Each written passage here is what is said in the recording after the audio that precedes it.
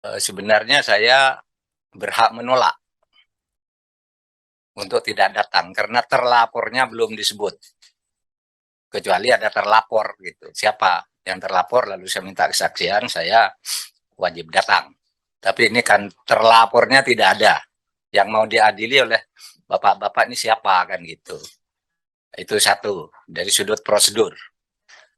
Tapi substansinya saya tidak keberatan untuk bicara sedikit. Yang difotokopi, yang diserahkan kepada saya ini berita online dari denpasarsuara.com. Mahfud MD Sambo rancang senario dengan menghubungi Kompolnas hingga anggota DPR RI. Nah, saudara, saya tahu ini diambil dari postcardnya Deddy Kobuze, dan kutipannya belum lengkap.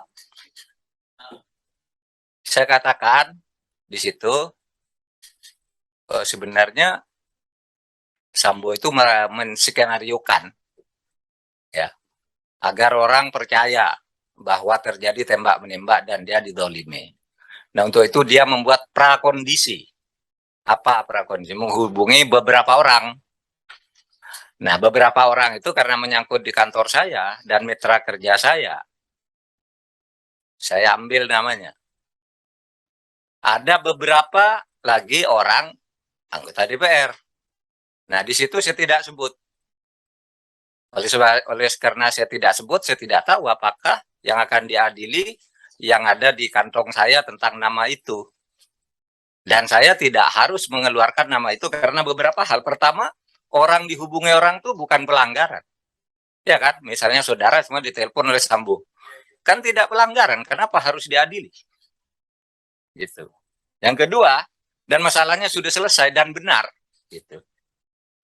Nah, yang sudah saya hubungi dari sampel itu, ya sudah saya sebut di media, di DPR, dan sebagainya. Tapi yang anggota DPR tidak saya sebut, saya punya nama tetapi tidak saya sebut.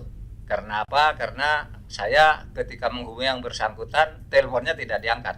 Sehingga kalau saya nyebut tidak etis. Sama dengan kalau saya katakan di pasar itu ada orang diberi racun gitu. Kan saya tidak harus nyebut siapa yang diberi racun gitu. Atau ada orang berciuman gitu. Kan saya tidak harus nyebut juga tanpa izin yang bersangkutan. Nah, oleh sebab itu dengan segala hormat dan saya menghormati hubungan kelembagaan berdasar undang-undang, saya menyatakan keterangan saya tentang kasus ini sudah selesai.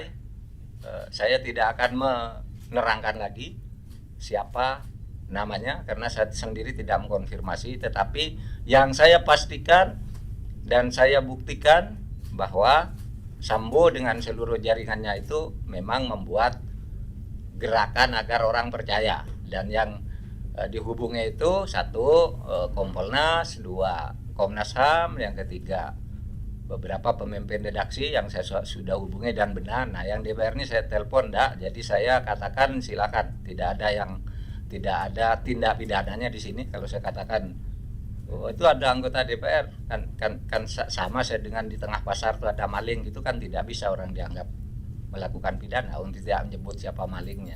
Apalagi kalau cuma ditelepon itu bukan tindak pidana, dihubungi gitu kan bukan tindak pidana, cuma mungkin orangnya tidak enak kalau nyebut.